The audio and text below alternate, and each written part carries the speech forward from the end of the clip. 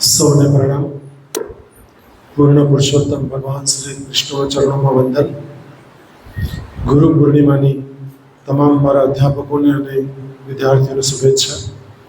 આજના કાર્યક્રમમાં ઉપસ્થિત આદરણીય હિતેશભાઈ, આદરણીય અશ્વિનભાઈ, આદરણીય સમીરા, આદરણીય દિવ્યાની, તમામ મારા આદરણીય અધ્યાપક મિત્રો અને વલ્લા દીકરા દીકરીઓ, સૌ પ્રથમ તો રિયા જાદવ માટે જોરદાર તાળી પાડતો,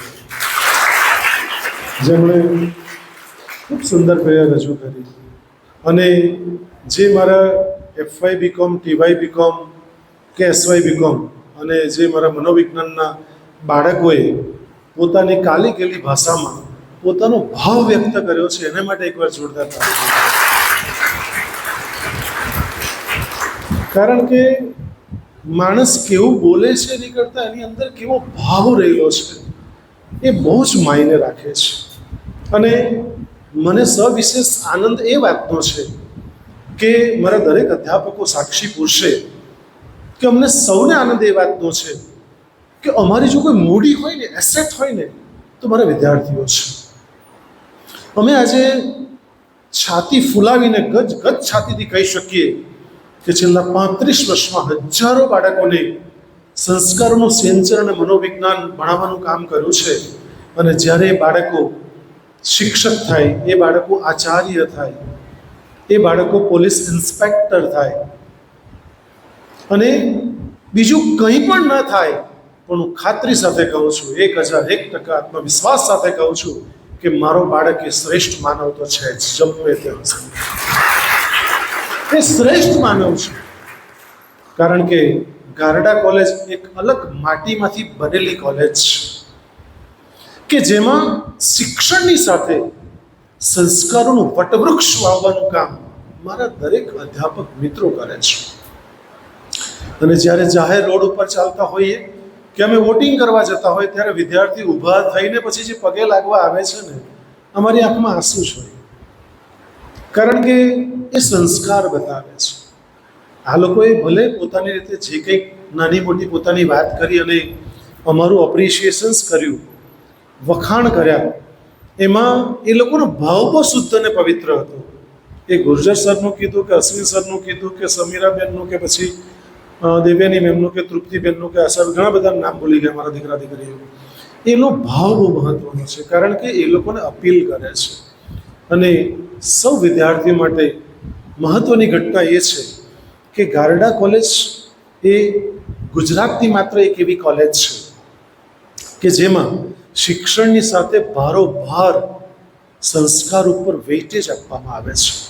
અને એટલા માટે જ બાળકો અંદરથી નમ્રતા પ્રાપ્ત કરે છે. અને વર્ષોથી આપણે શીખેલા વિદ્યા વિનયથી શોભે છે. આ આપણે સ્કૂલની અંદર બોર્ડ ઉપર, વર્ગની ઉપર કે વર્ગની અંદર બોર્ડ મારવામાં આવતા વિદ્યા વિનયથી શોભે છે. અને ખરેખર વિનય જો જોવો હોય તો ગારડા કોલેજમાં એકાદ બે છૂટક પૂટક ઘટના તો બનતી હોય છે. કારણ કે દરેક અલગ અલગ સમાજ અને અલગ અલગ સંસ્કૃતિમાંથી બાળકો આવતા હોય છે. કારણ કે આપણે ત્યાં બહુ ઓછી નોમિનલ ફીમાં વિદ્યાર્થીઓને ભણાવતા હોઈએ છીએ. એટલે વિવિધતામાં એકતા જેવી જે વાત છે, તેમાં કોઈક વિદ્યાર્થી અપવાદરૂપ એવો આવી જાય કે જેને કોલેજની બહાર અમારે કરવો પડે. બાકી અમે હિતેશભાઈ સાથે મારા અધ્યાપકો પ્રેમથી જ વસ કરે છે. હું ગઈકાલે જ એક વાત કરું તમને. આપણે તો તૃષાબેન ગજ્જર કરીને અધ્યાપિકા બેન છે, તો એક છોકરાને અમે હિતેશભાઈ જોડે જ બેઠા હતા, એક છોકરાને લઈને આવ્યા કે સર આ છોકરો હાજરી પૂરતી ત્યારે વિડીયો ઉતાર્યો. તૃષાબેને એવું કીધું કે સર આ છોકરો બહુ જ ડાયો છે, ખરેખર જેન્યુઅન ડાયો છે, પણ એને કોઈ સંજોગોમાં ભૂલ કરી ખબર નથી, વિડીયો કંઈ બીજો ઉતારતો ને કંઈ એને ઉતારી લીધો. એટલે મેં કશું ને એને બોલાવ્યું. મેં કહું ભાઈ તારે કંઈ જરૂર છે આ વિડીયો ઉતારવાની? તને CCTV ફૂટેજ આપી દઉં. તારે આખા ભણાવવાનો વિડીયો જોતો CCTV ફૂટેજ આપું તને, ભાઈ તારે શું જરૂર પડે? તો કે સર એકચ્યુઅલી મારો ફ્રેન્ડ આવે ને તેનો વિડીયો ઉતારતો. ભાઈ કંઈ રીલ બનાવતો હશે, આવી બી એન્ટ્રીની બી રીલ બનતી હશે, આપણને ખબર નથી. ત્યાં મેડમ વચ્ચે આવી ગયા. એટલે સર મારી ભૂલ થઈ ગઈ, હું માફી માગું છું, બીજી વાર આવી ભૂલ ક્યારે પણ કરીશ નહીં. એટલે મેં ખાલી એટલું જ કીધું, મેં હિતેશભાઈને કીધું, નસરીનને બોલાવી કે ભાઈ એક કામ કરો ને, એડમિશન રદ કરો. ક્લાસમાં મોબાઈલની જરૂર તમારે શું પડે છે? અને એ લિટરલી રડું થઈ ગયું કે સર બીજી વાર ક્યારેય ભૂલ નહીં કરું.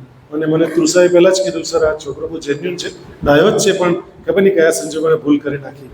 એટલે પછી અમે થોડુંક પ્રેશર કરીને એને માફીપત્ર લખાવીને મોકલી આપ્યું. એટલે અમે લોકો છે ને પ્રેમથી જ વશ કરવાનો પ્રયત્ન કરીએ છીએ. અને તમામ અધ્યાપકોને એક વાત બહુ સહજ સાથે ઉલ્લેખ કરી શકું, આત્મવિશ્વાસપૂર્વક ઉલ્લેખ કરી શકું, જે મારા ગારડા કોલેજનું મોરપીચ સમાન એવા FYBA, SYBA, TYBA ના બાળકોએ, તમને જાણીને આશ્ચર્ય થશે, એ લોકોએ 15 બાળકોએ, 10 બાળકોએ, 5 બાળકોએ પોતે પોતાના મોબાઈલને તિલાંજલિ આપી. જોરદાર તાળી એમની માટે. મિત્રો, મોબાઈલ કીધા છે.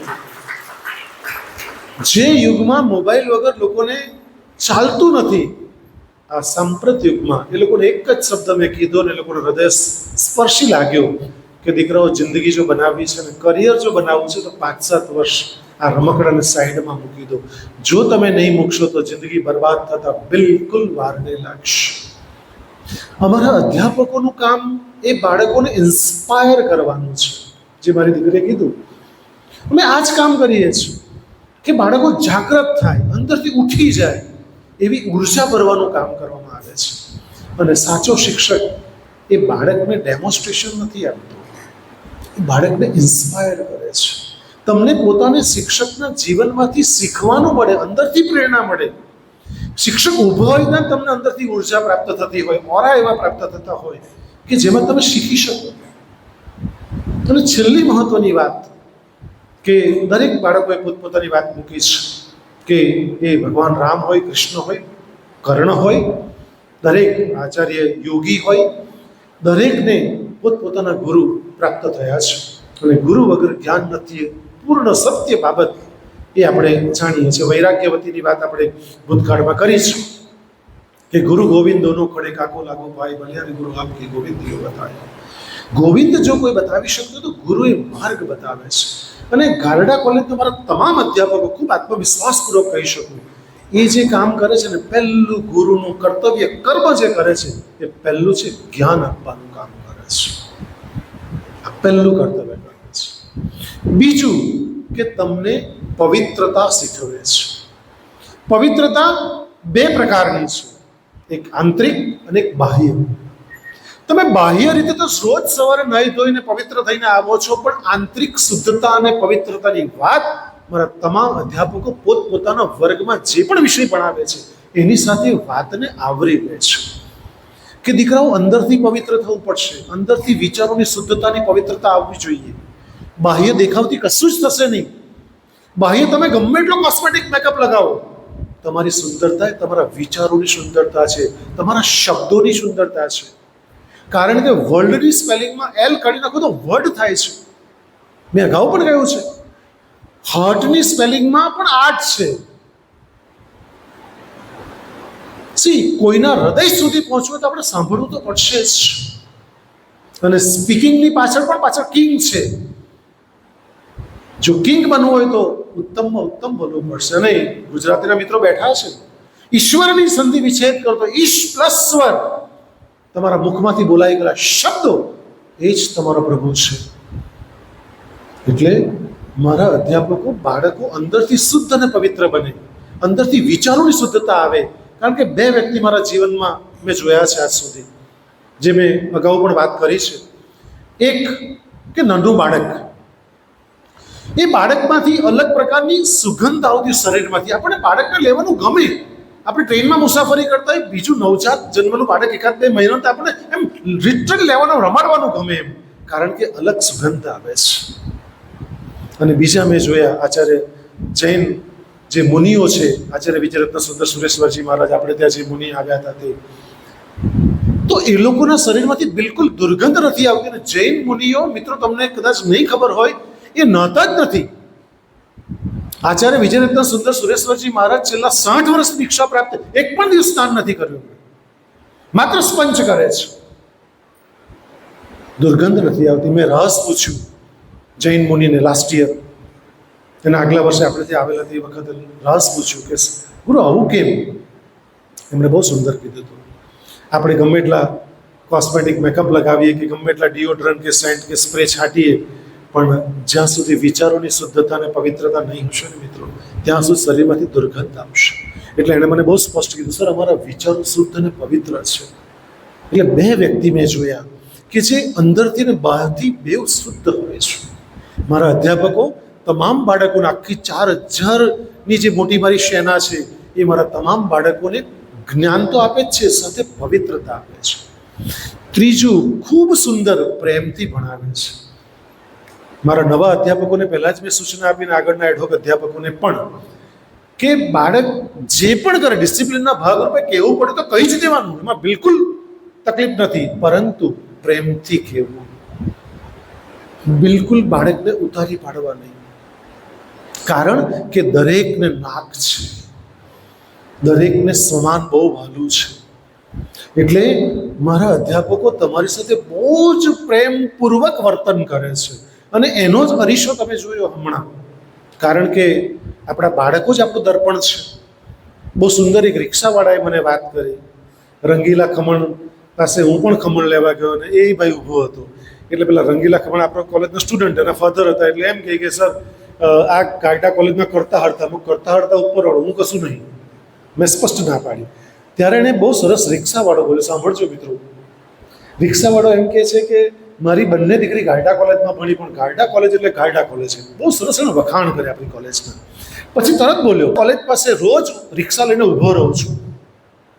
બિલ્ડિંગ બહુ ફાઇન છે, ઇમારત બહુ જબરજસ્ત છે, બધા રૂમ એસી છે. પરંતુ જે દીકરીઓ અંદરથી મારી રિક્ષામાં બેસીને કોલેજથી સ્ટેશન જાય છે ને, ત્યારે જે બોલે છે ને અંદર, એના પરથી ખબર પડે છે કે શું શિક્ષણ અને સંસ્કાર આપવામાં આવતા હશે. આ મારા શબ્દો નથી, ક્ષમા કરજો, આ રિક્ષાવાળો વ્યક્તિ બોલે છે. મિત્રો, ઇમારત મોટી હોવાથી કે ક્લાસ એસી હોવાથી કશો જ ફરક નથી પડતો. જ્ઞાન આપનાર કોણ છે? અને એના માટે તો ગાયડા કોલેજ હર હંમેશા જીવીશ, મારા અંતિમ શ્વાસ સુધી ગર્વ લઈશ કે ગાયડા કોલેજમાં જબરજસ્ત અધ્યાપકો આજ સુધી પ્રાપ્ત થયા. અને છેલ્લે મને એવો લાભો મળ્યો, મોકો મળ્યો કે હું 24 અધ્યાપકોને સાથે લઈને આવ્યો, અને એક અધ્યાપકો એક કરતા પણ ચડિયાતા છે. હું કઈ રીતે ઉત્તમ કહી શકું, એટલા સુંદર મારા અધ્યાપકો છે, એટલું સુંદર ભણાવે છે. કારણ કે દરેકના રિપોર્ટ હું લઉં છું કે કોણ કેવું ભણાવે છે. હલતા ચાલતા સવારે લેક્ચર લેવા જાઉં, ચાલતા ચાલતા પૂછી લઉં, મેડમ ભણાવતા છે કે સર ભણાવે કે બરાબર એમ. એટલે એના પરથી ખબર પડે છે કે મારા અધ્યાપક કેટલું પ્રેમપૂર્વક વર્તન કરે છે. ચોથું, ખૂબ શાંતિથી બાળકને સમજાવે છે. મિત્રો, જે આત્માનો ખોરાક છે ને, એ મારા અધ્યાપકો પીરસવાનું કામ બહુ સારી રીતે કરે છે. અને જેમ દીકરી કહ્યું, ગુર્જર સર ખૂબ સારું બોલે છે, તમને કદાચ અંદાજ નહીં હોય દીકરાઓ આ બધા બાઠા છે તેમાંનો, હિતેશ સર મારી કરતાં પણ સુંદર બોલે છે. પણ તકલીફ એવી છે, અમારી તકલીફ એવી છે, હમણાં એકના ડાયમંડને ઊભા કરું ને, તમે કલાક હાંજ પડી જાય, તમને બગાસું નહીં આવે, ચાહો મારે નહીં મંગાવી પડે, એવા મારા ડાયમંડ્સ છે, ઓરિજિનલ ડાયમંડ છે. બધા અધ્યાપકો માટે કહું છું, એ લોકો પાસે વાચા છે, કળા છે, બોલવું એ આર્ટ છે. અને હાર્ટમાં હોય તો જ આર્ટ આવે, એ પણ એટલી જ વાસ્તવિકતા છે. હું જે બોલું છું મેં કશું જ વાંચ્યું નથી, પણ અંદરથી હશે તો આવશે જ. ભાવ હોવો જોઈએ. એટલે ખૂબ શાંતિપૂર્વક મારા અધ્યાપકો ભણાવે છે. અને છેલ્લી મહત્વની વાત, ખૂબ આનંદ પણ, અશ્વિન સરની વાત કરી અકબર બિરબલની, અને અશ્વિન સરના લેક્ચરમાં શેરો શાયરીથી માંડીને તમને મજા આવી જાય હે ને. એટલે બહુ આનંદપૂર્વક બાળકને હસતા રમતા કેવી રીતે ભણી ગયા ખબર નહીં પડે. અને ઘણી બધી બાબતો મારા અધ્યાપકો, અશ્વિન સર તો તમે છો એટલે ખબર છે, બીજા વિષયના અધ્યાપકોને પૂછો, વિદ્યાર્થીને પૂછો તો ખબર પડે તમને, કેટલું સુંદર રીતે અભ્યાસ કરાવે છે, આનંદ કરાવે છે. અને આ બધાનું જે મિશ્રણ થાય ને, મેં આજે પૂછ્યું કે તમારે કંઈ પ્રોબ્લેમ છે, એકાદ ક્લાસમાં પૂછ્યું, આપણે ક્લાસમાં પૂછ્યું, એસવાયના ક્લાસમાં પૂછ્યું, હા, કે કંઈ સમસ્યા છે, તો બાળકો બોલે નહીં. એટલે મેં એમ કીધું, એક ટોપિક આવ્યો, સામાજિક સમસ્યાઓ સમજવીને ઉકેલવી, સમાજલક્ષી મનોવિજ્ઞાન અભ્યાસની ઉપયોગિતામાં. એટલે મેં કહ્યું સમસ્યા કંઈ છે તો પ્રેક્ટિકલ સોલ્વ કરો, મારી પાસે બધાનો જ જવાબ છે. તમારી સમસ્યા બોલવાની પૂરી તો મારો આન્સર સ્ટાર્ટ થઈ ગયેલો હશે, ઉકેલી આપીશ, જે હોય તે. બધા ગુજવાઈ ગયા, એક બી નહીં બોલ્યા. પછી મને વિચાર શુદ્ધ આવ્યો. એટલે મેં એ લોકોને કીધું સમસ્યા પછી બે પ્રકારની, એક ક્લાસમાં કહેવાય તેવી અને બીજી નહીં કહેવાય તેવી. મેં કહ્યું કહેવાય તેવી કહી દઉં, તો તે બી નહીં બોલ્યા. એટલે પછી મેં પાછું સોલ્યુશન આપ્યું એ લોકોને, કારણ કે એ લોકો નહીં બોલે મારે તો બોલવું જ પડે. મેં કહ્યું આમાં એવું તમે વિચાર કર, તમને મગજમાં વિચાર એવો આવતો કે સરને હવે આપણે પ્રોબ્લેમ શું કહીને કરવાના એમ, રાઈટ? હું હૃદયથી એવું ઈચ્છું છું કે તમે હંમેશા સુખી રહો, આનંદમય રહો, એવું મારા અધ્યાપકો કામ કરે છે. અને છેલ્લી જે મહત્વની વાત છે કે આ બધાનો સમન્વય છે ને એ તમને આત્મજ્ઞાન લાદે છે. અને મારા તમામ અધ્યાપકોનું કર્તવ્ય કર્મ એ છે કે તમે આત્મજ્ઞાની થાઓ, તમે અંદરથી જાગૃત થઈ જાઓ, અંદરથી ઉઠી જાઓ. જે સામવેદની ઋચા છે, ઉઠ, જાગ અને ધ્યેય પ્રાપ્ત કર.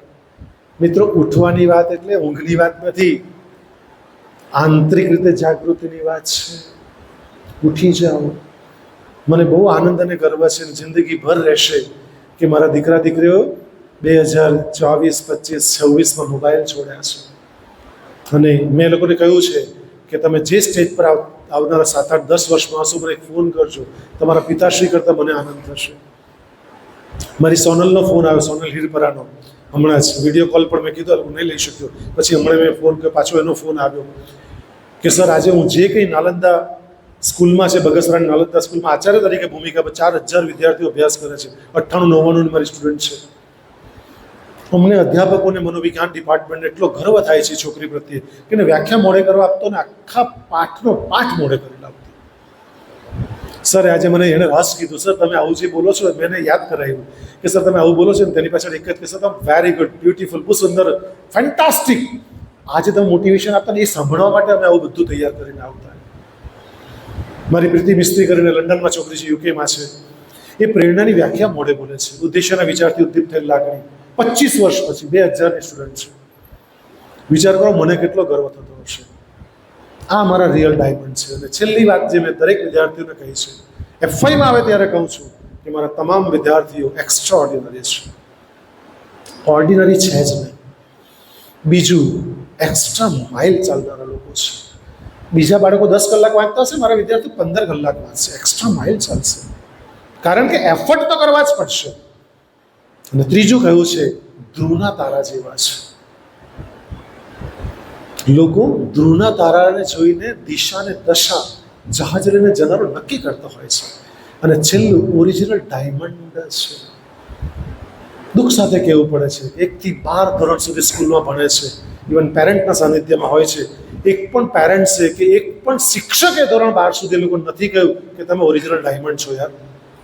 અને સાચા અર્થમાં કહું છું, ખરેખર મારા હજારો જન્મના પુણ્ય કર્મે કર્યા હશે કે આટલા સારા શ્રેષ્ઠ વિદ્યાર્થીઓ મને મારા બાળકના સ્વરૂપમાં પ્રાપ્ત થયા છે.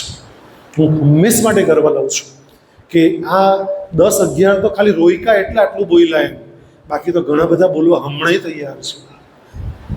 હૃદયમાંથી એવો ભાવ પ્રગટે છે, સર મારે આઈ વોન્ટ ટુ સ્પીક, મારે તો બોલવું જ છે. આ ભાવ જાગૃતિનું કામ એ અધ્યાપકોનું છે.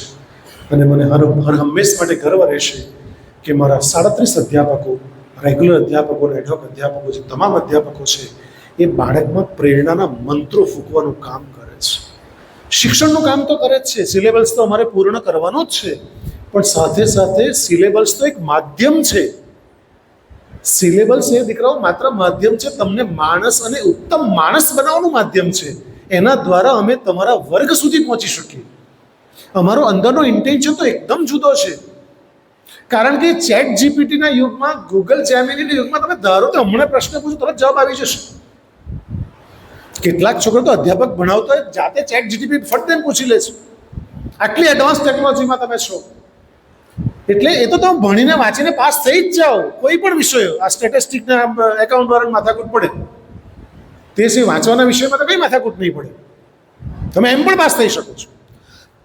પણ મારા અધ્યાપકોનો નિયમ જુદો છે કે એ લોકોને શ્રેષ્ઠ માનવ કેવી રીતે બની શકે, મા ભારતીના ચરણોમાં, મા ભારતના ચરણોમાં ઉત્તમમાં ઉત્તમ નાગરિકની ભેટ કારડા કોલેજ કેટલી આપી શકે, એની અમારી વિચારની દિશા અને દશા ચાલતી હોય છે કે અમે ઉત્તમ નાગરિક આપવા છે. બસ માણસો તો બહુ છે, ચીનને વટાવી ગયેલો દેશ છે ભારત દેશ, પણ શ્રેષ્ઠ માણસો કેટલા, સારા માણસો કેટલા, ઉત્તમ માણસો કેટલા.